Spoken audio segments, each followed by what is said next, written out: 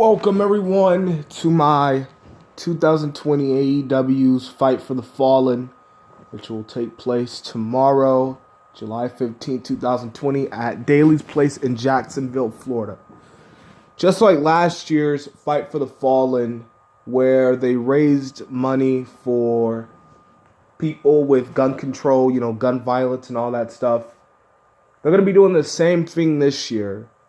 But instead of raising money for gun violence, they're going to be raising money for the COVID-19, and the money will actually be added to the $1 million that was already donated by Tony Khan and his father, the owner of the Jacksonville Jaguars, Shad Khan. So, yeah. Anyways,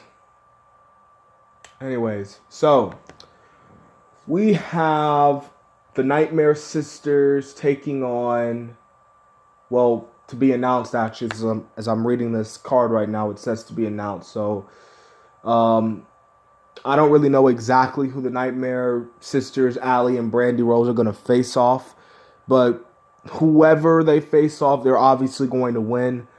They've obviously been building the story with Allie and, Brandy Rose, like Brandy not really being a huge fan of Allie and Allie, well, doing her thing. And speaking of the Nightmare Sisters and this whole little group with Dustin Rhodes and QT Marshall, correct me if I'm wrong here, actually tested positive for COVID-19. And I believe the second person who tested positive was DDP, I believe it was. I don't know. All I know is, reading a, report saying that there were two people that tested over in AEW that tested positive, and those were the two people's names that came up. And if there were different names, then please let me know in the comment section. But most likely, I believe it was those two people. So, ladies and gentlemen, we have a 6-man tag team match. We have the Elite, the return of the Elite. And I'm not talking about like the whole group. I mean the 3 group that started the whole Elite back at New Year's Dash 2016 when Kenny Omega and the Bullet Club turned on AJ. Y'all know the whole story. The Elite, Kenny Omega, Matt Jackson, and Nick Jackson will taking on Jurassic Express, Jungle Boy, Luchasaurus, and Marco Stunt. This is gonna be a pretty good tag team match. I believe that this will be a really good 6-man tag team match. The Elite is one of my favorite 6-man tag team match ever. Well, not ever, but just like one of my favorite 6-man tag team.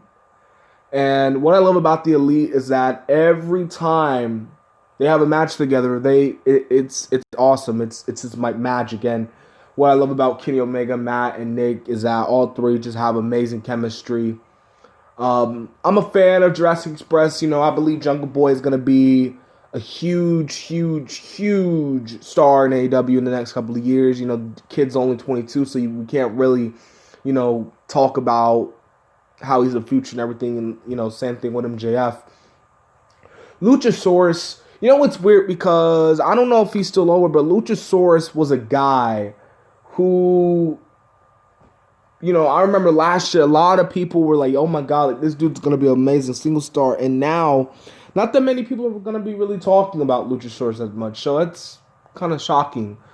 Marco Stunt, never been a really huge fan of Marco Stunt. Sorry, I've just never been a huge fan of the guy. But this is going to be a win for the Elite. Okay, so we have another tag team match in what my personal opinion will be match of the night. FTR, Cash Builder, and Dax Harwood taking on the Lucha Brothers, Pentagon Jr. and Rey Fenix. Obviously, FTR is going to win this match, even though I love the Lucha Brothers, and they're my favorite tag team in AEW. But I believe this is going to be an amazing tag team match, match of the night, and FTR is going to pick up the win. And now we have the AEW TNT Championship on the line as Cody, who's managed by Arn Anderson, and Cody will be taking on Sonny Kiss. So, Sonny Kiss, versus Cody. This could be a pretty good matchup. Ever since Cody started this whole TNT Open Challenge Championship match, he's been having some really good matches. Jungle Boy, Mark Quinn, sorta against Jake Hager. So Sonny Kiss, he's pretty good. Sonny Kiss pretty good. So I'm not really looking for it, but this could be a pretty good, decent match. I got Cody winning.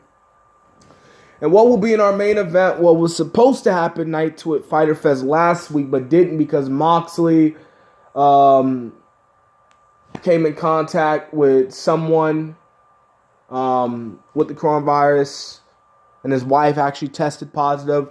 Luckily, both have now tested negative, which is amazing.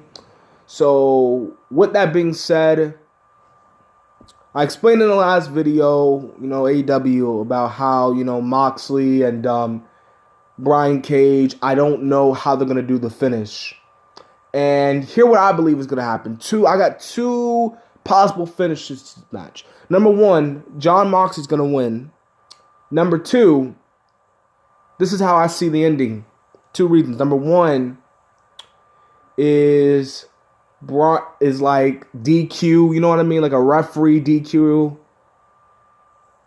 And number two, Darby Allin, who has been in these vignettes for the past couple of weeks, who we haven't seen since Double or Nothing, will interfere, and that will lead to Darby Allin and Brian Cage feuding over the FTW championship. So, because I can't see Brian Cage losing clean. And, they build Brian Cage up, and, he'll just be just like Lance Archer. You know what I mean? And I guess Brody Lee. So, because they don't really have none for Lance Archer. Well, at least for Brody Lee, he's with Colt Cabana, but I don't know. So, I got Moxley winning this one. Anyway, so those are my AEW Fight for the Fall in 2020 predictions. And I will record the video for the review, most likely, and upload it on probably Thursday. Yeah, Thursday or Friday. Most likely Thursday, though.